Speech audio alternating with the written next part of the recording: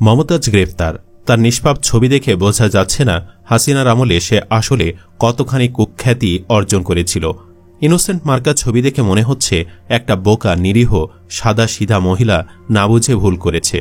হয়তো সে সত্যিই বুঝেনি, ক্ষমতার মোহ তাকে গ্রাস করে নিয়েছিল।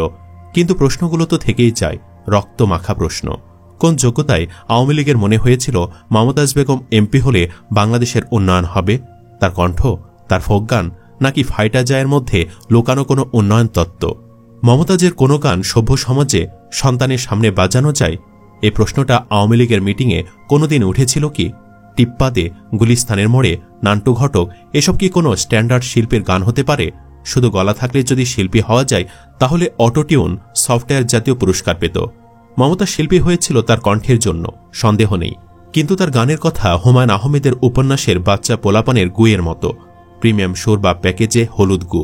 আমার জানতে ইচ্ছে করে সংসদকে নাট্যমঞ্চ বানিয়ে সিয়াসিত্তা বুখারি শরীফ পড়া বা ফেরি করে বিদ্যুৎ বিক্রি, এটা কোন থিওরি ছিল? কোন পলিসি, কোন স্ট্র্যাটেজি? এই কি আওয়ামী লীগের উন্নয়নের নতুন রাষ্ট্রতত্ত্ব ছিল? তাকে এমপি বানানো মানে একজন ডাক্তার বাদ দিয়ে হাতুড়ে কবিরাজকে অপারেশনের দায়িত্ব দেওয়া। আওয়ামী ভক্তেরা তবুও বুঝবে না কতটা বুদ্ধিবৃত্তিক পতন হলে একজন ফাইটা যায় শিল্পী দেশের সংসদে বসে। তারা বুঝবে না কেন রাজাকে তার প্রজারা ঘেরাও করে। তারা বুঝবে না গণ অভ্যুত্থান কেন হয়। তারা বুঝবে না সংসদে ভুল লোক ঢুকলে সেই ভুল হাজারটা খুনের সমান পাপ। এখন যারা শিল্পী, যারা আগে মমতাজকে ম্যাডাম ম্যাডাম বলে ছুটে যেতেন, আপনারা মমতাজের মুক্তি চেয়ে পোস্টে দিতে পারেন, বলতে পারেন সে খুন করেনি, দুর্নীতিও না, কিন্তু সে একটি আসন দখল করেছিল যেটা একজন শিক্ষিত দক্ষ মেধাবী প্রতিনিধি পেতে পারত। এবং সেই ভুল প্রতিনিধি দিয়ে যে ভুল সিদ্ধান্ত হয়েছে তাতে পেছনে পড়ে গেছে হাজারো সম্ভাবনা। এটাই আসল গণহত্যার রাজনীতির গোপন গণহত্যা। আর পক্ষান্তরে জেমস, তিনি গুরু। তাকে আপনি পাবেন না মিডিয়ার দালালি ফ্রেমে, পাবেন না মঞ্চে দাঁড়িয়ে সরকারের গুণ কীর্তনে। তিনি গানকে হৃদয় ছুঁয়ে যান, গান শেষে হারিয়ে যান ম্যাজিশিয়ানের মতো। শেষে আমার সত্যি কথা মায়া লাগে, এই ছবিখানা দেখে মায়া লাগে। একটা বোকা মহিলা, গলা ভালো ছিল, কিন্তু রাজনীতির নেশায় ভুল করে ফেলল সব। মাঝে মাঝে আমার এমন হুদায় মায়া হয়, কারণ আমি জানি মমতাজ একা না। এদেশে শত শত ভুল মানুষ ভুল ক্ষমতায়, ভুল কণ্ঠে, ভুলভাবে উঠে যায়। আমরা মায়া করি, তারা ক্ষমতা খায়। ক্ষমতা পেলে সিয়াসিত্তাও উচ্চারণ করা যায়, যদিও বোঝা যায় না সেটার অর্থ কি। এদিকে মমতাজের তোলা এই ছবিতে বিছানায় দুইটি জিনিস দেখা গেছে। অনেকের কাছে মনে হচ্ছে একটা সিরিঞ্জ, আরেকটা তার উপকরণ মানে ড্রপ। যদিও বিছানায় যা পাওয়া গেছে সেটি আসলে কি তা নিশ্চিত হওয়া যায়নি। হাওয়ালাদার নামে একজন লিখেছেন বিছানার ওপরে ড্রাগস, বিছানা সরাইলে কন্ডোমও পাওয়া যাবে। জয় নামে একজন লিখেছেন জাতীয় পার্টির সাবেক মরহুম রাষ্ট্রপতি হুসেন মোহাম্মদ এরশাদের খুনি সাবেক মন্ত্রী ও হুইপ মশিউর রহমান রাঙ্গা সম্ভবত মমতাজের সাথে ছিলেন। ধারণা করা হয় রাঙ্গার সাথে মমতাজের গোপন অনৈতিক সম্পর্ক থাকতে পারে।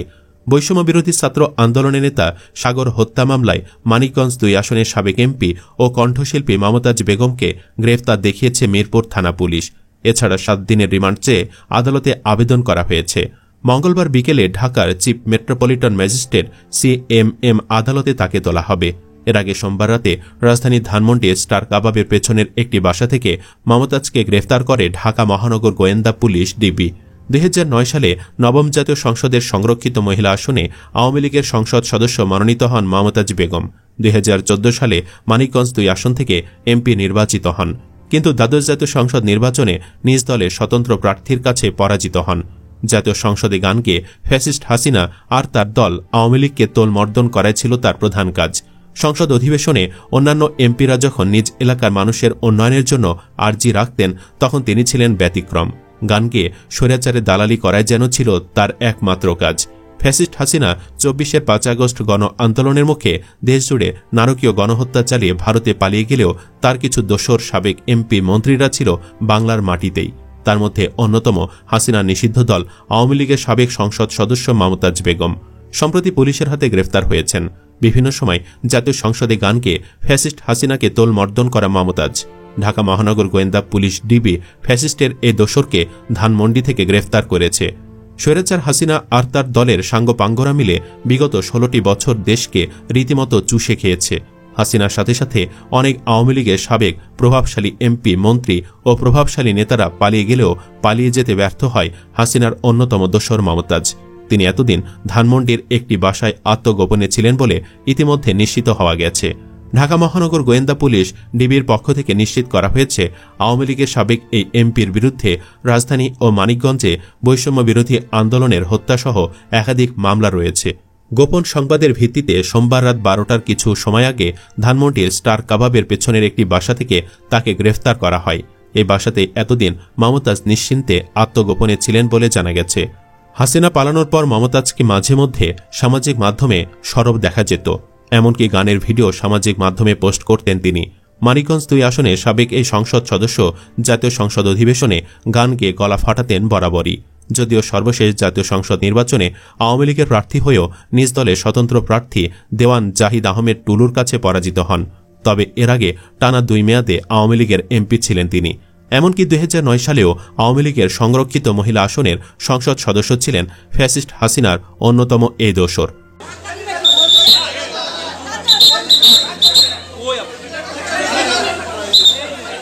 সাবেক প্রেসিডেন্ট স্বৈরাচারের দোসর আব্দুল হামিদের পলায়ন ও আওয়ামী লীগের রাজনৈতিক কর্মকাণ্ড নিষিদ্ধের আলোচনা যখন চারিদিকে চলছে, ঠিক তখনই গ্রেফতার হলেন হাসিনার অন্যতম আস্থাভাজন এই নেত্রী। গত নির্বাচনের আগ পর্যন্ত নিজের একচ্ছত্র আধিপত্য বজায় রেখেছিলেন মমতাজ।